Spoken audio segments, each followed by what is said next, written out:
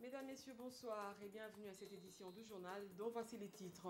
La situation sécuritaire dans la partie est du pays au centre des discours d'ouverture de la session ordinaire de mars. Léon Kengo-Adondo et Aubin Minakou ont interpellé le gouvernement sur ce qui est considéré comme affaire nationale. Vous suivrez également les réactions des députés et sénateurs dans ce journal. Pendant ce temps, les croyants musulmans qui se rendaient au Parlement pour déposer leurs mémos ont été dispersés par la police avec des gaz lacrymogènes. Et dans la foulée, notre cadreur a été blessé. Baby Malobo est interné pour l'instant à l'hôpital général de référence de Kinshasa.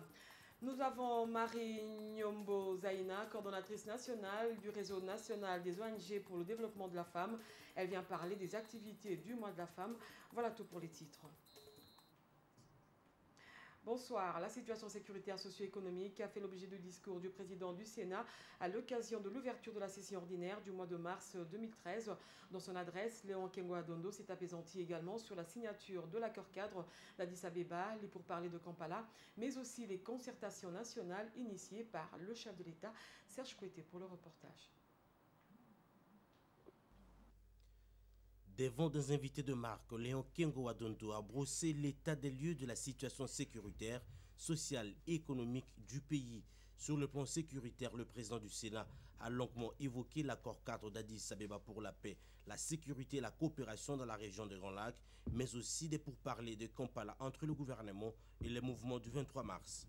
À propos de l'initiative aux politiques annoncée par le chef de l'État Joseph Kabila sur la cohésion nationale, le président du Sénat souhaite que cela soit rapidement clarifié afin de mettre un terme aux spéculations actuelles. Au sujet de l'initiative politique annoncée par le président de la République en vue de la cohésion nationale, il est souhaitable que celle-ci soit rapidement clarifiée et si un forum doit réunir les Congolais à cet effet, que celui-ci soit convoqué afin de mettre un terme aux spéculations actuelles. Du point de vue économique, la situation paraît assez favorable. L'initiative privée reste le seul cadre qui crée deux foyers de richesse pour le développement d'un pays, a dit Léon Kengo-Adondo, président du Sénat. Au plan du développement et de la bonne gouvernance, vous savez que le gouvernement est engagé dans un ambitieux programme d'éveil économique national. Le Premier ministre est venu dernièrement nous en faire part ici même au Sénat. Ce programme vise à faire de la République démocratique du Congo, d'ici à l'horizon 2030, un pays émergent. S'agissant de la situation sociale, elle est préoccupante. La pauvreté s'accentue et le pays est toujours à l'avant-dernier rang de l'indice du développement humain. Le discours du président de la Chambre haute du Parlement n'a pas laissé indifférent les sénateurs qui, pour les uns, plaident pour un cadre macroéconomique à impact visible, tandis que les autres restent préoccupés par la situation sécuritaire qui, selon eux, demeure des priorités. Serge Kouété. La concrétisation du projet pour la cohésion nationale et nous espérons cette fois-ci pouvoir résoudre la question du conflit à l'Est parce que, comme je le rappelle, c'est le préalable à tout développement de la République démocratique du Congo. Donc on est vraiment très préoccupé par cette situation. Il faut résoudre en fait cette dichotomie entre à la fois l'assainissement du cadre macroéconomique et le manque d'impact sur le bien-être des populations. Vous avez vu que l'indice de développement humain, le Congo, le dernier ou avant-dernier, alors qu'en fait on se vante d'avoir assaini. C'est vrai qu'à ce niveau-là, oui, on a maîtrisé l'inflation, oui, on a des résultats qui sont assez, notamment au niveau d'autres paramètres. Une autre rentrée parlementaire, c'est celle qui a eu lieu à la Chambre basse du Parlement. Après avoir passé une année à l'hémicycle pour cette législature, les représentants du peuple disent n'aménager aucun effort pour davantage se mettre au travail. Aubin Minakou, président de l'Assemblée nationale, salue les efforts consentis afin de ramener la paix en République démocratique du Congo. Rossine Martin Bouyamba et Blanchard Kandolo. Cette session ordinaire de l'Assemblée nationale s'annonce très politique au regard des grands défis d'actualité.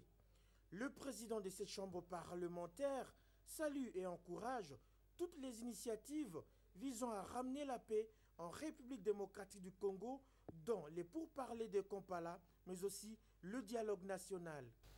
C'est à juste titre que je salue la conclusion de l'accord cadre pour la paix, la sécurité et la coopération pour la République démocratique du Congo et la région, signé à Addis Abeba le 24 février 2013. Si l'accord cadre d'Addis Abeba n'est pas un programme de la paix du monde, comme le dirait Wilson, il est tout au moins un accord sui generis, conclu en forme simplifiée, susceptible de bâtir une paix durable en République démocratique du Congo et dans la région des Grands Lacs. Toutefois, beaucoup reste à faire, reconnaît Obemina Kunjala Njoku sur l'immensité des défis à relever. Dans cette quête, les efforts nationaux devraient bénéficier des appuis régionaux et de la communauté internationale. C'est ici l'occasion de remercier sincèrement l'accompagnement des partenaires. Signalons que la cérémonie d'ouverture s'est déroulée en présence du président de l'Assemblée nationale ivoirienne, invité d'honneur de l'Assemblée nationale République démocratique du Congo. La session ordinaire de mars 2013 étant ouverte, la population congolaise attend que leurs desiderata soient pris en compte. Le discours du président de l'Assemblée nationale a suscité plusieurs réactions et encouragé les élus à redoubler d'ardeur. On les écoute au micro de Rossine Martin Bouyamba et Blanchard Kandolo. C'est un très beau discours aussi. Il nous a invités en tant que députés à nous armer pour faire encore de cette session une session positive comme celle qui s'est passée où nous avions à produire un grand travail législatif. Je crois que l'Assemblée nationale doit se mettre au travail parce qu'il y a beaucoup de défis que nous devons relever. Défis de décentralisation, défis de donner le moyen nécessaire au gouvernement pour une meilleure gouvernance. Il a rappelé les Congolais à la bonne conscience, c'est-à-dire qu'on puisse bannir la corruption. En plus, c'est quelqu'un qu'à chaque fois qu'il dit quelque chose, il respecte. Comme nous a promis qu'il va moderniser l'Assemblée, on a commencé à constater quelques effets positifs. Il avait quand même l'obligation de rappeler aux souverains primaires ce que nous avions fait et ce que nous comptons faire. Mais il faut dire que c'est un discours de responsabilisation, de conscientisation de tous les députés pour le travail qui nous attend, qui est un travail colossal. Justement, en rapport avec les pourparlers de Kampala, le porte-parole du gouvernement indique que la partie gouvernementale est prête, mais c'est l'interlocuteur qui n'est pas encore prêt. Lambert Mende reste persuadé que Kampala n'est pas la seule issue pour ramener la paix à l'est du pays. On l'écoute au micro de Serge Koueté. Le problème ne se pose pas de notre côté. Je pense que pour nous, nous sommes tout à fait à jour. Mais si vous avez un interlocuteur qui n'existe plus ou qui est en train de se déliter, eh bien, on doit trouver une réponse à ce nouveau problème. Mais le problème n'est plus celui de fond.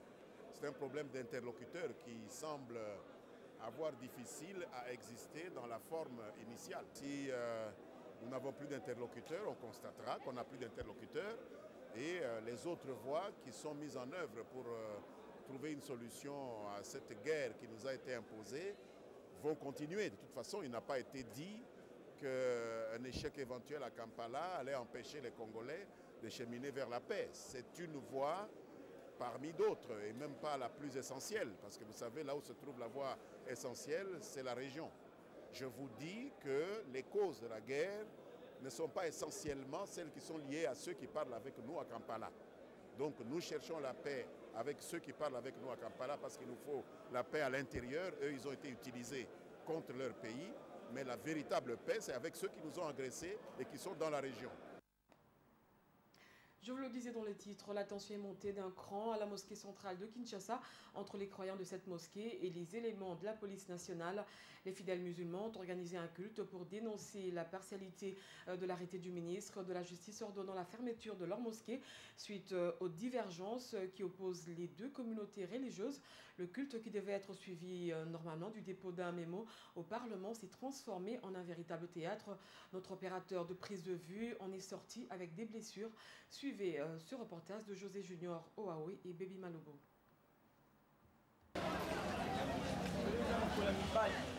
Alors que c'était une manifestation pacifique, la marche de ces fidèles musulmans s'est tournée au drame. Gaz lacrymogène, interpellation avec comme conséquence des blessés. L'intervention des forces de l'ordre n'a pas pu faire apaiser la tension. Baby Malobo, opérateur de prise de vue à Télé 7, figure parmi les victimes transférées à l'hôpital général de Kinshasa.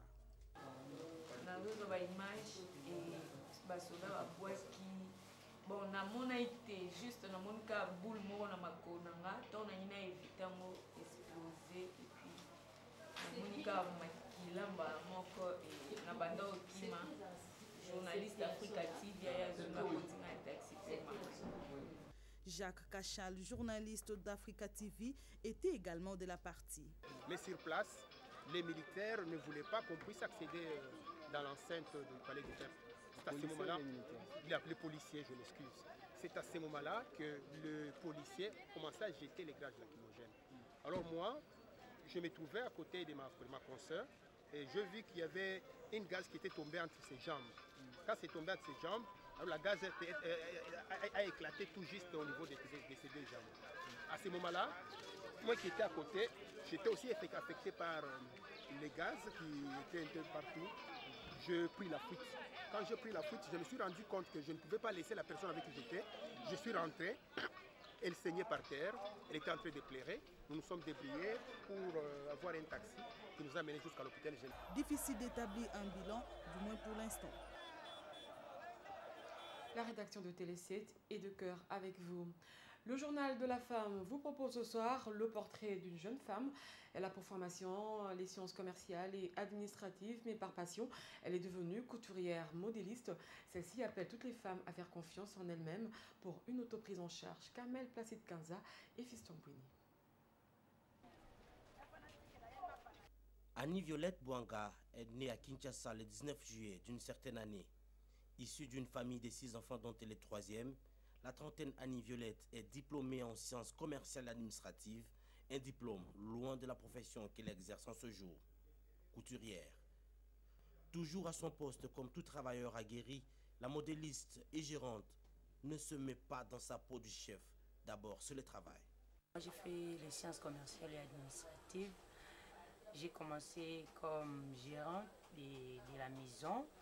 Et au fur et à mesure, à force de rester avec le couturier, je me suis sentie comme si il est né en moi une passion pour la couture. Il m'arrive de créer des modèles. 10 ans d'expérience dans le monde de modélisme et coupé-couture, Annie Violette fait preuve d'abnégation et assiduité et voudrait voir la gente féminine à se dépasser du complexe d'infériorité pour une autoprise en charge. J'ai demandé aux femmes de travailler. Depuis que j'ai commencé à travailler, je me sens indépendante. Je suis indépendante, je n'ai pas besoin de qui que ce soit pour pouvoir m'offrir ce que je veux, ce dont j'ai besoin. Je me prends en charge et puis je prends beaucoup de gens qui sont autour de moi en charge et je me sens valorisée. Aux autorités de la République, Annie Violette lance ce vibrant appel. C'est que le thème-là, le choix de ces thèmes ne soit pas seulement un slogan, pour pouvoir faire plaisir aux femmes ou je ne sais à qui, mais que les autorités travaillent pour pouvoir concrétiser ces thèmes, rendre palpable ou matériel ces thèmes dans le vécu quotidien des femmes. Il n'y a pas de sommetier, dit-on, il n'y a que de sautes gens. Le mois de mars dédié à la femme se veut un mois de réflexion pour toutes les femmes de la République démocratique du Congo en général et celle de Kinshasa en particulier. Pour les femmes consacrées, ce mois est une occasion pour elles de prier pour les femmes victimes des viols à l'est du pays. Sœur Sidonie Ngila et sœur Joséphine ont rencontré nos reporters Marie-Jeanne Bibomba, Mariam Boya et Baby Malobo. La décision de la ministre du Genre, de la Famille et de l'Enfant sur les festivités du 8 mars est saluée par les femmes consacrées, d'une part celle du Centre de santé Siloé et d'autre part les Salésiennes de visitation. Ce mois devrait interpeller les femmes de la RDC, à en croire les sœurs Joséphine Kikata et Sidonie Ngila. Leur souhait est de voir la femme congolaise être épanouie. Moi, je trouve que ce n'était pas vraiment important. Normalement, il fallait même organiser des conférences pour que la femme connaisse en réalité pourquoi elle est femme et pourquoi c'est dédié à elle. On n'a pas pensé au défilé, mais on pensait de faire des conférences dans les écoles, parler aux jeunes filles. Moi, je peux dire aujourd'hui, par exemple, nos jeunes filles, on voit toujours les jeunes filles qui se promènent, il y a aussi question d'éducation des familles. Ces religieuses projettent sensibiliser les jeunes élèves sur l'importance de la place de la femme au sein de la société congolaise.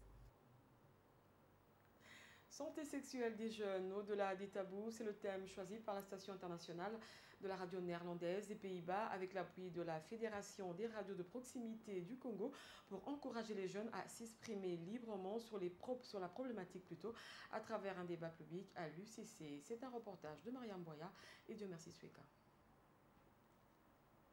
Amener le jeune à connaître l'importance de médias sociaux et leur utilisation, réduire les distances entre les générations et faciliter la communication, c'est l'objet même de l'échange entre les étudiants de l'Université catholique au Congo sur la santé sexuelle de jeunes au-delà de tabous.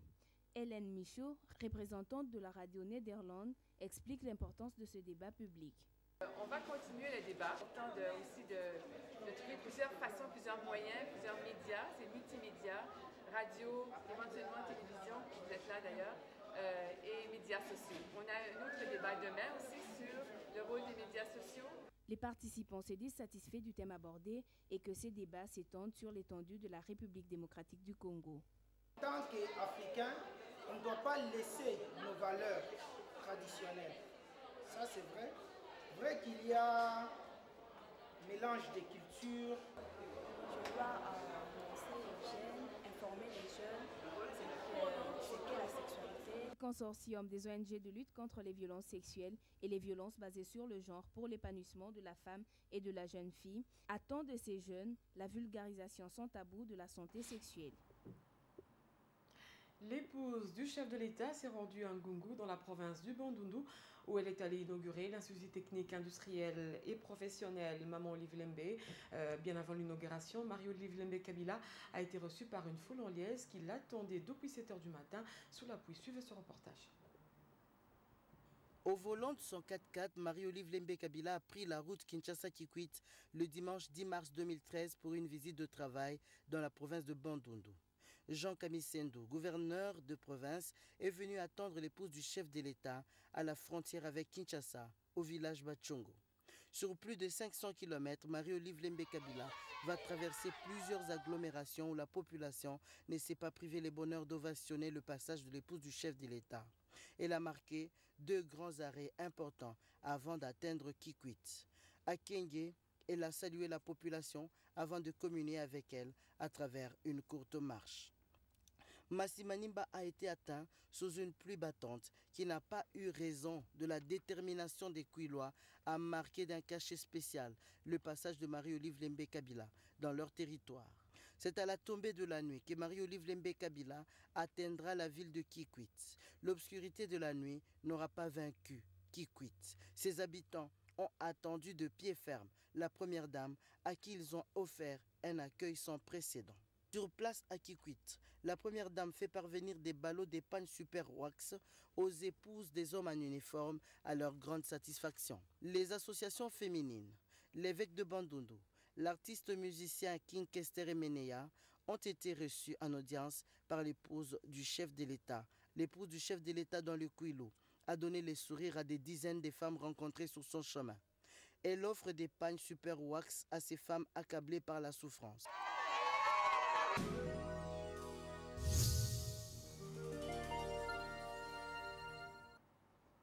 Voilà, je vous vous aviez dit que nous avions un invité sur ce plateau. Il s'agit de Marie Nyombo Zaïna. Bonsoir, madame. Bonsoir. Comment avez-vous passé le mois comment passez-vous plutôt le mois de mars?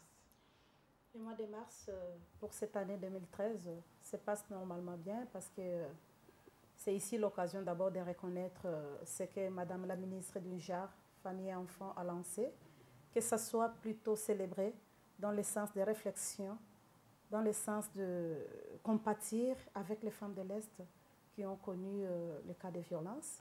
Et pour moi, j'ai beaucoup aimé et je tiens à la féliciter. Donc, c'est un mois qui est en train de se passer dans des réflexions avec les femmes et voir comment nous allons développer la femme par rapport à l'autoprise en charge. Donc, je me dis que le RENADEF a soutenu la décision du ministre. Tout à fait, tout à fait. D'ailleurs, pas plus loin qu'avant-hier, je lui avais dit en face que c'était une décision noble. Parce qu'on était en train de perdre la boussole par rapport à la célébration de cette journée dans notre pays qui était uniquement réduite au port de pagne, aux femmes qui étaient en train de se méconduire, aux femmes qui étaient en train de faire vraiment des ordres terribles par rapport à ça. Mais elle a essayé de recadrer les choses. Pour moi, je suis très contente et au nom de toutes les femmes du réseau national des ONG pour le développement de la femme, nous tenons à la féliciter. Oui, Madame Marie Nyombo, quel rôle que la femme doit jouer dans la résolution des conflits en République démocratique du Congo? La femme a un grand rôle à jouer dans la résolution des conflits. Un grand rôle, si je peux essayer de voir dans nos familles, par exemple, s'il y a des problèmes qui déchirent les familles, et si les femmes interagissent, si les femmes interviennent par des conseils sages, facilement ces familles peuvent se réconcilier facilement et enterrer la hache de guerre. Donc, c'est le cas aussi pour notre pays. Pour tout ce qui se passe, si la femme est impliquée du début jusqu'à la fin de tout le processus... Impliquée, c'est-à-dire? Impliquée à tous les niveaux. Par exemple, quand il y a les conflits. Il y a les conflits. Je sais qu'en cas de conflit, ce sont les hommes qui se battent, qui cherchent à se positionner, qui cherchent à se retrouver par rapport à telle ou telle fonction au niveau du pays. À cela, il y en a qui prennent des armes, il y en a qui tuent, il y en a qui violent. Si les femmes sont impliquées dans la résolution des conflits, je pense qu'à un certain niveau, on aurait arrêté le dégât que nous sommes en train de vivre dans notre pays. Vous allez comprendre avec moi qu'il y a eu exclusion.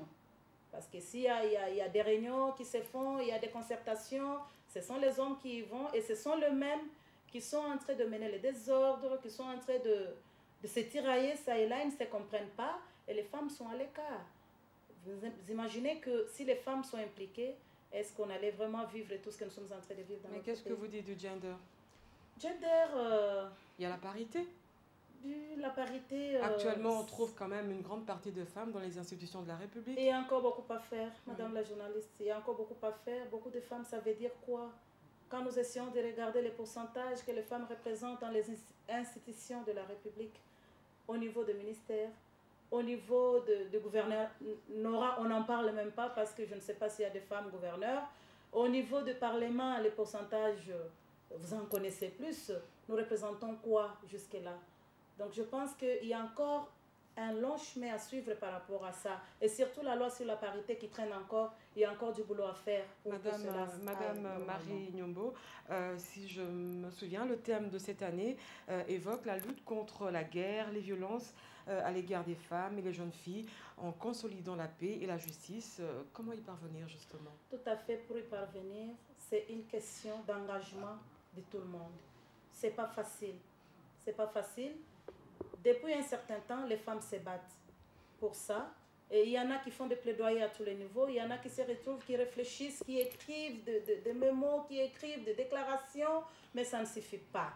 Tant que les hommes ne seront pas sensibilisés par rapport à cette problématique, nous aurons du mal à pouvoir répondre au thème qui a été lancé par rapport à la paix, par rapport à toute forme de violence faite aux femmes. Donc, nous devons tous travailler. Les politiques, les parlementaires, les femmes activistes, la société civile à tous les niveaux, nous devons nous mettre ensemble pour essayer de voir qu'est-ce qu'il faut faire, quelles sont les stratégies à utiliser pour que réellement cela soit fait tel que nous l'avons annoncé pour le thème de ces mois. Donc c'est encore un combat, c'est un combat à faire. Et là, je vais demander à ce que les femmes qui sont au Parlement s'associent aux femmes de la société civile et les femmes politiques. Je crois que le message est reçu 5 sur 5. À présent, nous allons lire les journaux parus ce vendredi dans la capitale. Ils ont été sélectionnés et commentés pour vous par Doudou Ndombe. Plusieurs titres rivalisent d'ardeur la presse parue ce vendredi à Kinshasa. Le potentiel qui ouvre les hostilités annonce que la rencontre parlementaire de ce vendredi est sous tension. Pour le confrère, deux sujets pourraient certainement alimenter le débat parlementaire dans les prochains mois. Il s'agit pour le journal de l'accord cadre d'Addis Abeba et de la concertation nationale annoncée par le chef de l'État. Le journal conclut qu'avec cette tension, l'avenir de Matata Ponyo à la tête du gouvernement est incertain. Toujours en rapport avec cette rentrée parlementaire, l'Observateur nous apprend que Guillaume Soro, le président de l'Assemblée nationale de Côte d'Ivoire, sera à Kinshasa pour assister à la rentrée parlementaire de ce vendredi.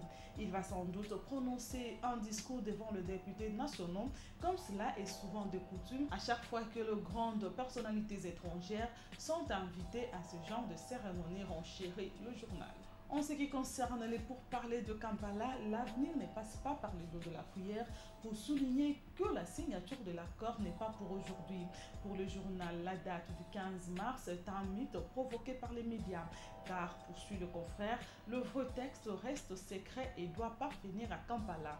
Pour l'avenir, travailler dans la précipitation avec la date butoir du 15 mars 2013, c'est en fait jouer le jeu de certains qui ne jurent que sur le chèque de Kampala. Contrairement à l'avenir, le palmarès annonce qu'un accord pourrait être signé aujourd'hui à Kampala. Très optimiste, le confrère estime qu'un fisc pour sauver le meuble, Makenga et sa bande pourraient signer un accord, même si c'est sous réserve. Terminons cette revue de presse avec La Prospérité qui indique que dans une interview accordée à Radio France Internationale, Azarias Roubaix-Roy, qui répondait à une question posée sur la réintégration du M23, a sèchement répondu que Kinshasa n'a pas le choix car dans une guerre où vous n'avez pas la suprématie, vous ne pouvez pas mettre fin à cette guerre sans intégration. Voilà tout, Anita Lombois, pour cette revue de presse. Vous avez là reconnu Nadine Laïn qui cette fois-ci ne s'est pas habillée en indienne. Ce journal est fini. Merci de l'avoir suivi à Kinshasa et à Brazzaville. Surtout, ne zappez pas. Au revoir.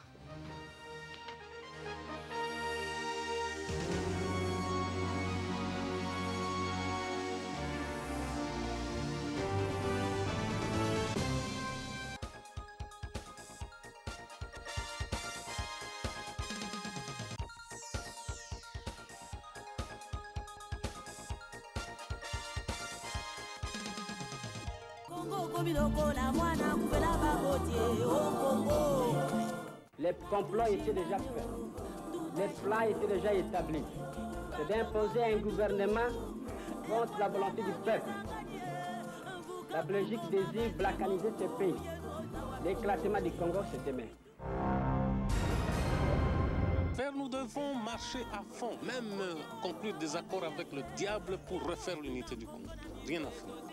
Le Congo restera un et indivisible. Puis de complot visant sa déstabilisation et sa balkanisation. La République démocratique du Congo demeure unie dans ses frontières de 1960.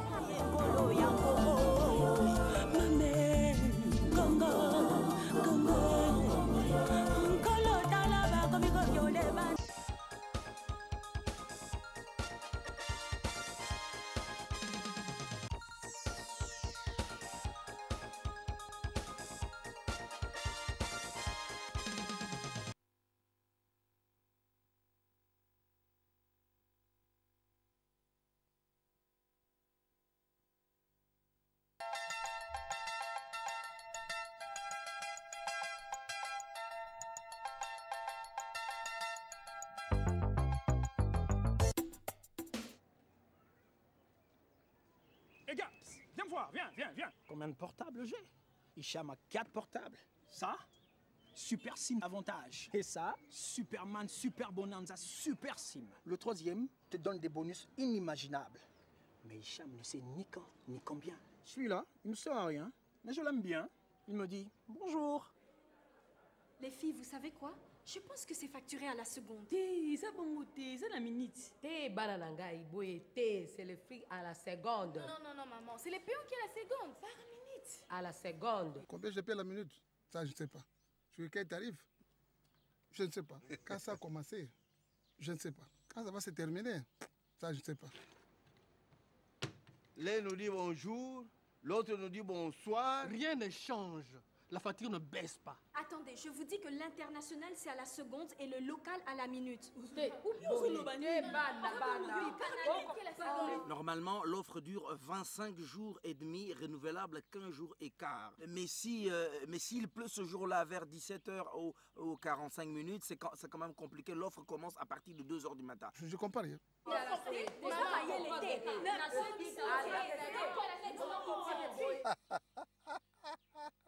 Nous, ce que nous voulons, c'est de la compétition.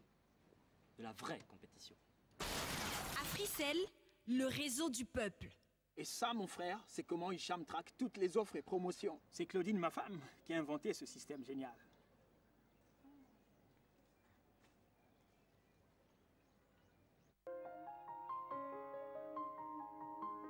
Vous qui aimez la bonne cuisine et les bons divertissements, le restaurant Gabriela est là pour vous satisfaire.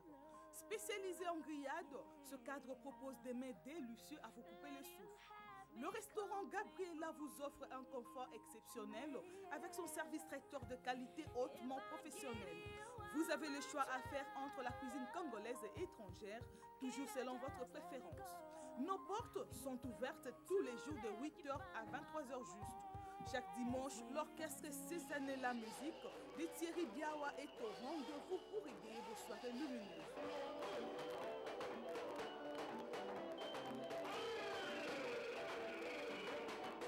Pour vous qui venez pour la toute première fois à Kinshasa, ne vous dérangez pas. Nous avons ce qu'il vous faut pour vous aider à bien passer vos séjours dans la capitale.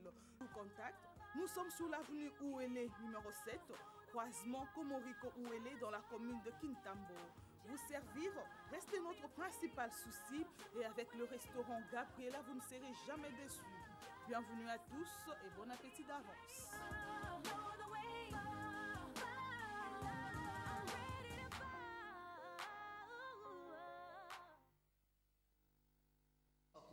Banda au banda qui kopakola tilelo changement hésité. Alors faute nani? Faute na yo. Kili mabe balobi tosa obika. Solution gang sa fidèle. Balobi boaka c'était côté médical et koide. Écoute yo nanduta. Écoute kiyo na likwanza. Écoute yo na lipalata. Écoute na tout ratissage. Avec mafuta ya bana mboka yango isalami awa na kata kango. Chocolat na savon, mafuta ya moyo. Toute catégorie métisse, chocolat au lait, bana ba bébé, les gammes complets. Ce qu'on continue à utiliser solution.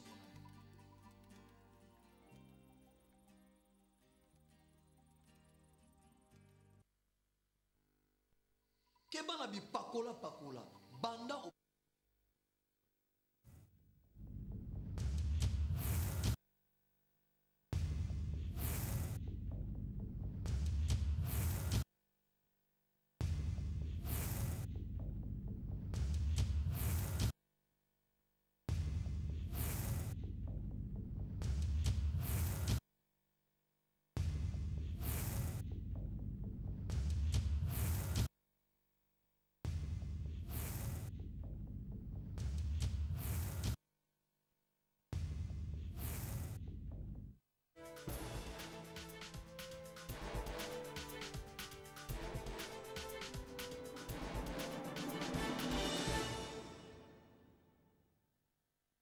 Savez-vous qu'on fabrique des guitares sèches en République démocratique du Congo?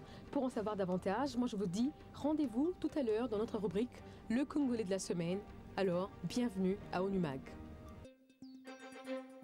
Nous sommes au mois de mars. Cette année, comme les précédentes, le bureau genre et le personnel féminin de la MONUSCO n'ont pas dérogé à la